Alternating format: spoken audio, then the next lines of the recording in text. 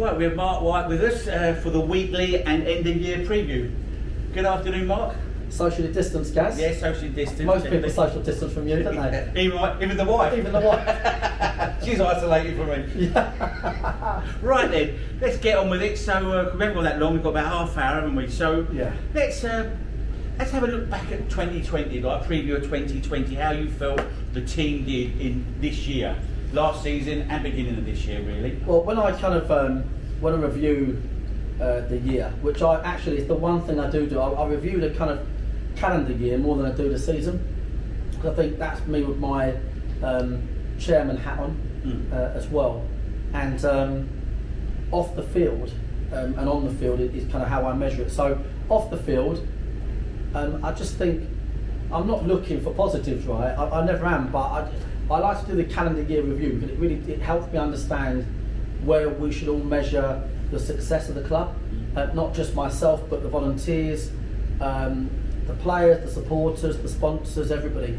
And off field this year was fantastic. We've acquired more volunteers than ever before.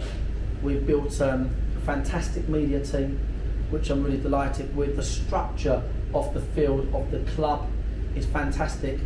We've built a brand new development, the best part of 400 grand, and we started it about 4 weeks before a pandemic and finished it about 10 weeks before Christmas, and that was a massive challenge for the club. It's so easy for people to take for granted things, but to get the planning permissions, the support, the finances at the best of times would have been really difficult. To do it amidst the pandemic, when the tradespeople stopped working, the money that we'd intended to fund it with wasn't there, was it? Because it was only partially funded. We had to find the best part of 180 grand. Obviously, we would have been hoping for some bumper crowds back end of the season to fund it, help fund it, and we had to play behind closed doors. So to achieve the development at Meadowbank, where we are now, is a significant milestone this year for the club. The academy has got record numbers. It's now one of the biggest in the whole of the south of England, but with record results, and that just continues to grow.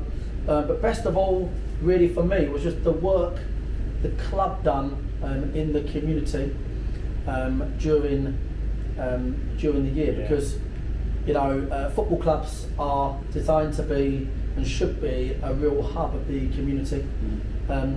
We felt really supported by our local people since we arrived in the centre of town. Our crowds have gone up fourfold, and then the club and the individuals in the club, all the volunteers, rallied around to our sponsors, the volunteers. We put money hand in our own pocket to supply food and drink locally for a significant amount of weeks. And the measure of success, it's not just off the field, it's things like that. It's being able to play your part, and so I was really proud of the club this year for, in particular, during COVID and the support we gave. We spent in excess of £20,000 on food and drink, and worked with distribution partners, and the staff here done an amazing job. And then furthermore, we then bolted onto the free school meals campaign, the Marcus Rashford one, and again the staff done a brilliant job there, preparing school meals and for those most in need, and those things really matter to a local football club.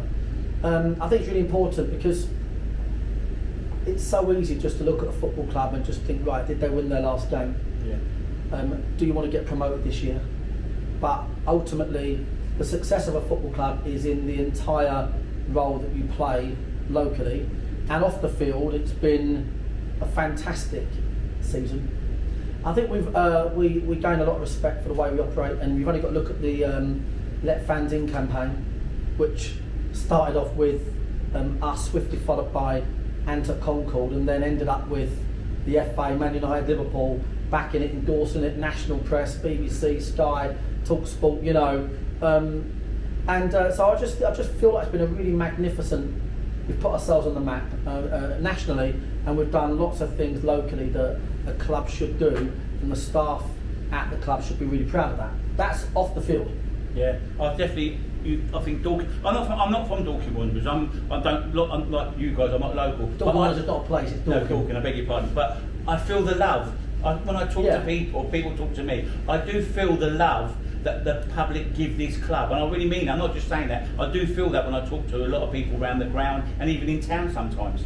Yeah, you know, as a football club, you're never going to keep everybody happy. I see, and I appreciate the question. Somebody put a question in saying, "Is Marc going to swear less and shout less?" You know, and you know, you're never going to keep everybody happy. Whether it's people that want to win every game, whether it's how the club operates on off the field.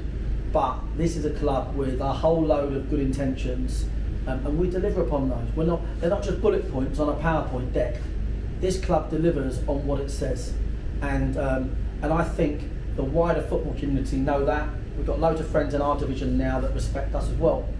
But then you look at that off the field, but then the on the field bit is even more. It's almost immeasurable, because I wrote down the clubs that we've played. Now, bearing in mind that we were at Parkside not even 7 years ago, and in this calendar year we've played Barnet, Notts County, Stockport, Fylde, Woking, Bromley, with a huge amount of success. We've had our largest ever crowds. We've broken our record crowd twice. We had our biggest ever FA trophy run. We had our highest ever league position finish. So, for those people that get annoyed if we lose by the odd goal and have a bad day, just rationalise this club, rationalise the progress, and you should then therefore be very proud of the progress of this club, because every single calendar year, and that's why I measure it this way, the progress on the field and off the field is fantastic. So, I have to say, when I look at both off and on field this year, in particular, well, both are really strong, but the on-field stuff, record ever finish, FA Trophy record run, beating for the first ever time full-time clubs, beating for the first ever time clubs in the division below, and most of them that we played. We've had a fantastic calendar year. So for me, that's where I ask my management team, committee, volunteers, supporters. In football, I sometimes watch Sky Sports and I listen to the news, and I hear them calling for the Frank Lampard's head this week, Arteta's last week. And there's one thing in football that people sometimes forget: you can only have one winner. It's a funny old saying, but you can only have one winner, and there will be days when you're not that winner. But you have to measure football and its achievements, on a macro level, really. And this club's going in the right direction, mate. So, I'm really pleased. I think sometimes fans do forget it's not just turning up and playing football. It's much more than that, having a football club. And the Dorking Wanderers is getting bigger and bigger. No doubt they have put themselves on the map, on and off the pitch. Like this year, no doubt about it, and last year. Yeah, this club is not funded in a sugar daddy way at all. People think that it's got a hard-working committee and full-time staff that raise money. We're very fortunate to have over 65 local business partners, and we just graft relentlessly. So, I want to say this today, because the one thing for me, if I'm being really honest, is that I want to see more of our supporters back online, and when we can come back to games again, I want to see our supporters here, because I think there's been a disconnect in society with anything that people normally do. People have forgotten what it's like to go down the pub because they're not open, and it's the same for football grounds. Our Hungerford crowd against Hungerford was really low, and I was really disappointed with that. And whilst I completely understand safety concerns, I really do, but for those with safety concerns, I absolutely understand that. But for those disconnected, let's just remember what this club stands for. Our supporters are everything the club stands for, and I want to see more of them online. And for the ones that are online all the time, I can quote them. I see Doogie, James Lampard, I see Graham Morton, I see David London, I see there's 7, 8, 9, 10 people regular there, banging a drum every day, every minute, and thank you to those people, because that flame has to keep burning. We, as a club, we don't want to be beaten by the pandemic. We need to. Our club is dependent upon our supporter base and what that brings the town in revenue. And then, you know, the more revenue that gets brought into the town, the more the council think of this football club, the more the council do for the football club. And so you know, I want to just really see everybody back, banging a drum, remembering how great this club is for them, because this club is there for them. Yeah, we have got some questions. Thanks very much for sending the questions in. We'll start off with Ian Murray. If we were promoted to the National League, what would be the biggest challenge, and what would the club need to make changes? Would there be many changes for the team? Yeah, I think I don't think there's a lot between the top teams in this division and the teams in the bottom third of the one above, but that's probably standard, isn't it? The pyramid over. Yeah, I think you'd have to restructure. You'd have to go to some form of part-time-ish, full-time-ish, or part full-time. I was going to say. Yeah. 3/4 time. We'd have to raise more revenue. Obviously, there's more TV money available from BT, but it's not life changing. It's just extra money. So I think it's like anything. You know, we're only as good as our support base. We can't pretend to want to get into the National League or the EFL on 300 fans. That doesn't work. That wouldn't work for anybody that runs a club properly. So I think what we need to do is really, it's a bit like, the way I see us right now is a bit like Snakes and Ladders. We came to Meadowbank July 18, won the Boston League, won over loads of friends, record season tickets, record support. At the point of pandemic, you know, the crowd were at the all-time highest average. And then the pandemic's meant that we've all slid right back down to square three. Yeah. And I feel like what we've got to do, that's us as a club and the fans collectively, is push ourselves straight back up there again. Because the club relies, for all reasons, social, monetary, all reasons, to have full houses, attendances and interaction. So if we can do that, then we can compete in the league above. I'm not worried about competing on the field at all, not one bit. That's more a case of just logistically having the right type of players. So more so just off the field with that one. Sure. Okay, and we've got a question from David London. Lots of clubs are postponing their games for COVID reasons of late. Do the clubs need actual evidence to postpone fixtures, and are they potentially abusing the situation, just not wanting to play? Yes, the short answer to the latter part is yes. I'm not so sure it's abusing it as the National League. I've had this conversation with them, so it's not to be crass in respect of the absolute critical safety that must be in place.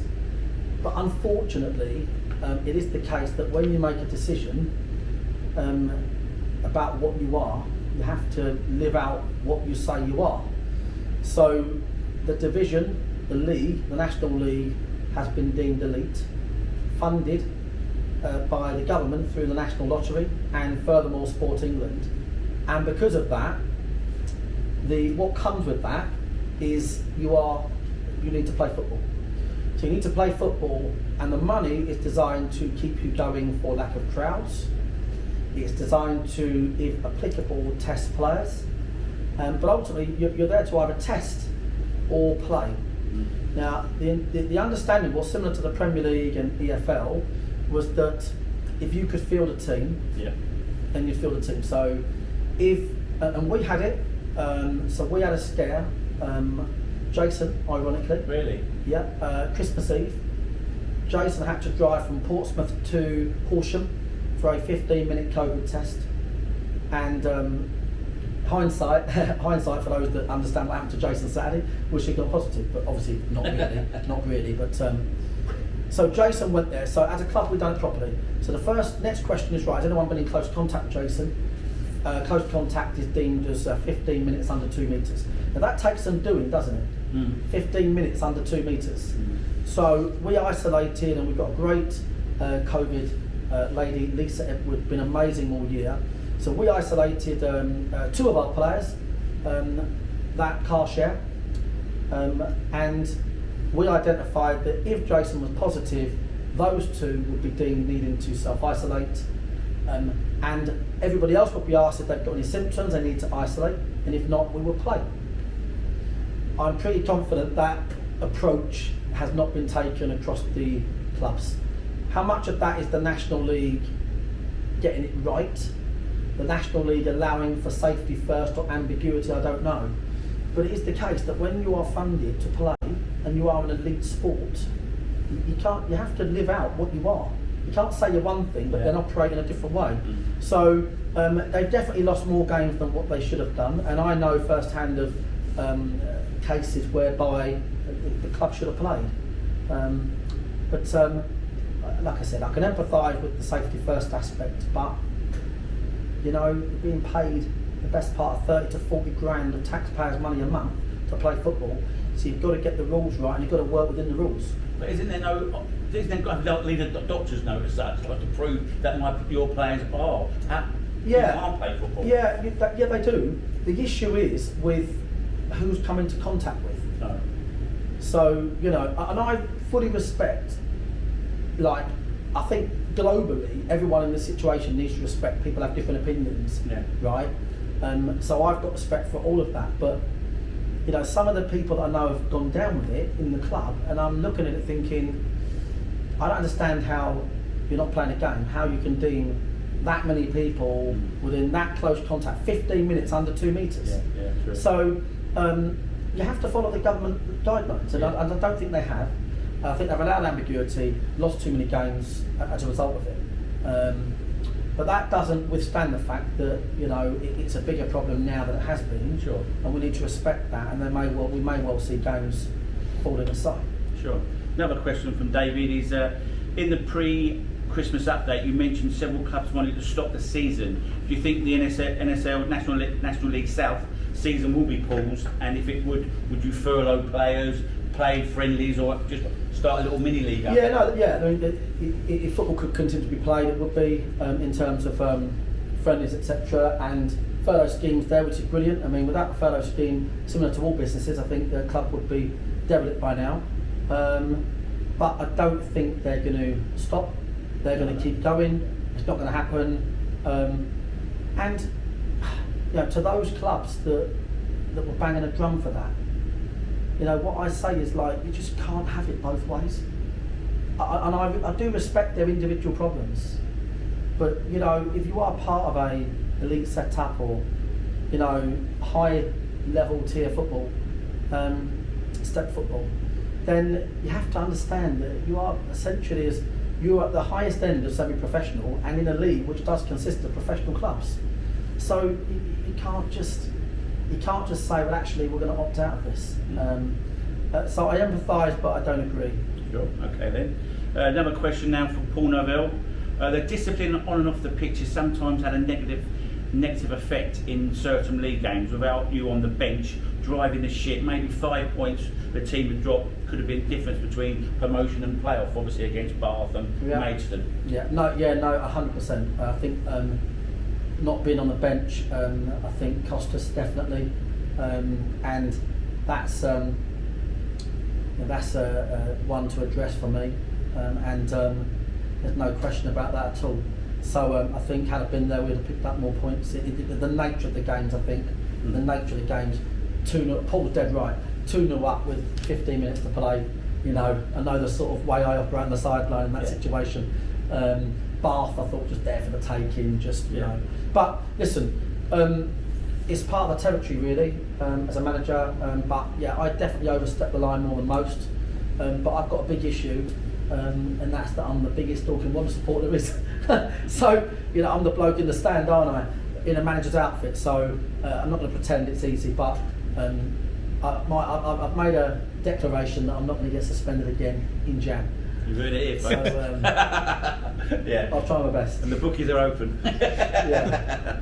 Right, and another question: if promoted, what ground grading does Meadowbank need? That's from Paul again. Sorry. Yeah, no, one up from what it is. Slightly increased capacity, but which could be done just by putting tiers into current flat standing. So that's no big one really. The main work has been done already that Yeah. would need to be done. That's good. Yeah, That's good. but we've got ambitions, big ambitions. If we can keep the community behind us, you know, so we'll watch this space on that stuff. About segregation, will that need to be? Will you? I think we're doing that this We season. can do that now. Yeah, Yeah, no, if the we ground- have yeah. supports, obviously. Yeah, the ground's now set up to segregate. So segregation, when it's in place, will be away fans coming in by the fan zone entrance turnstile there. Okay, the home fans will come in through the park, the brand new turnstile in the park, and the main turnstiles. So the away fans come in through the fan zone, and they are ushered through they'll have their own bar and food catering. They'll go out the other side of the main stand, and their segregation is the shelter Yeah. in that corner and round behind that goal up until the away dugout for bigger games. So that's in place now. So the rest of the ground, all the best bit, is for home fans and to really help build that atmosphere we want, and that kind of family atmosphere as well. Sure. The next question is Max Roscoe. Who was the best away fans here? Not this season, obviously from last season. Who do you feel were the best away I'm supporters? going to say Slough, but I know Max is Slough. But they were actually, and I remember Slough, and I remember Haringey Borough from the year before, Haringey Borough which were was- unbelievable. yeah. And ironically, all of them packed out the same place and had a good sing-song. So no, Slough were fantastic actually that day. Good game, and that was the game where famously it smashed down with rain, and all of our fans left because they were so annoyed we threw away the lead. And at the end, I told them to sod off. Oh, that's right. I remember. Yes. And I had to apologise about 15 times. So apologies again for that. Right. Okay then. So we'll just go on to a little bit of football now. How is Jason Pryor? Yeah, fine. So stitched up, no surgery needed. Just missed the tendons. It was a big open Really? wound. Yeah, it was a big open wound. The sort of sliced down the side that you couldn't see online was like a carving knife. You know, stitches have come out a couple of days. It's now just a case of how quickly he heals and when the soreness goes away, and hoping there's no infection. He's been on antibiotics. It's such an open wound. Sure. So yeah, dodged a bullet really. Could have been season-ending, potentially career-ending. Oh, yeah, not many. You So know. hope we're talking what 2-3 weeks maybe. Yeah. Back. I think we're getting back. Jason, he's having a great season. He won't want to stay away long. So no more than 1 month. Okay. Yeah, we hope for sooner. Okay, sure. Obviously, you had time to digest and watch the video of last Saturday's game against Hampton and Richmond Borough, and we've got them again on Saturday. So, what are your thoughts about the game on Saturday and going into the game against them this Saturday? Well, just to be a different type of game.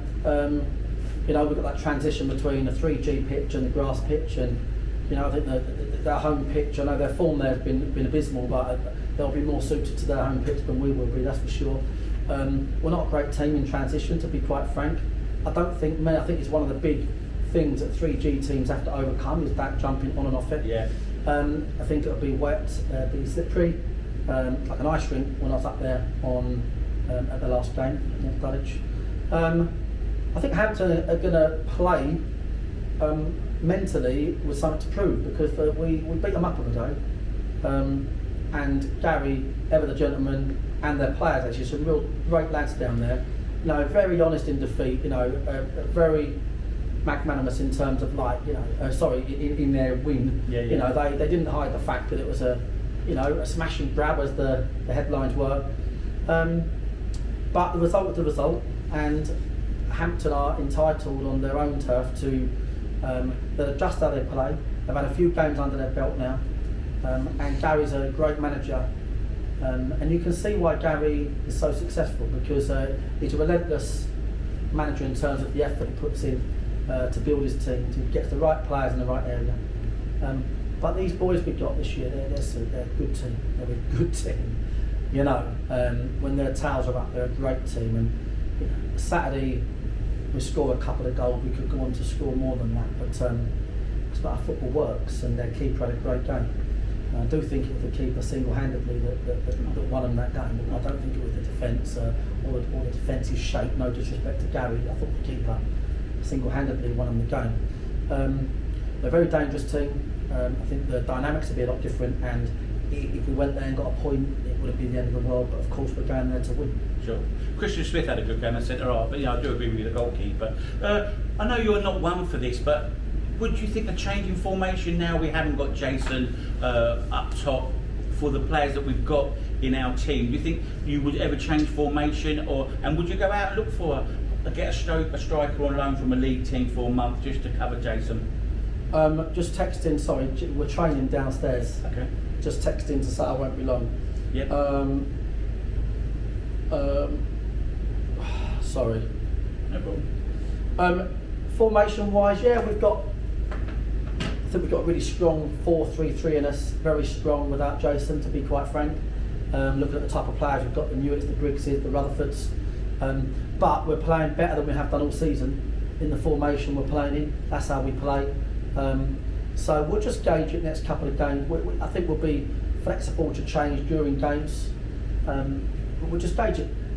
We're playing better football than we have done all season with the least return. Fact. Yeah. So we'll measure on performances, and this team's too good. It's too good to, in my opinion, this team is way too good to finish outside the top 5 in this league. I wouldn't have said that 2 months ago, but I'm now starting to see the boys blend and bond. And if we can keep people fit, and of course we have just lost our star striker, then we'll have a great chance. Sure. Well, just like to say thanks very much for sending in your questions. I couldn't read them all out because we haven't got that long, but finally, would you like I know you gave a Christmas message out last time we spoke, would you like just a New Year message to the supporters and everyone involved in football? Well, no, I mean to the wider community, to the wider football community, it's been great, refreshing seeing, how many people, think and feel the same way about football as I do and this club does.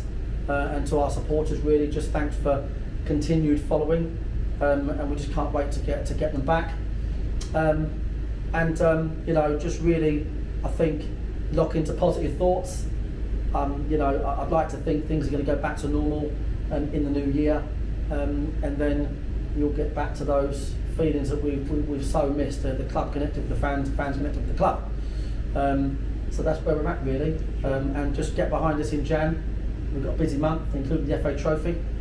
And just get behind us, really, and that's it. 7 games in January. 7 games, yeah. A lot of games. Well, once again, thanks very much. Happy New Year to everyone. A healthy New Year. Happiness. Yeah, health and happiness. And thanks for listening.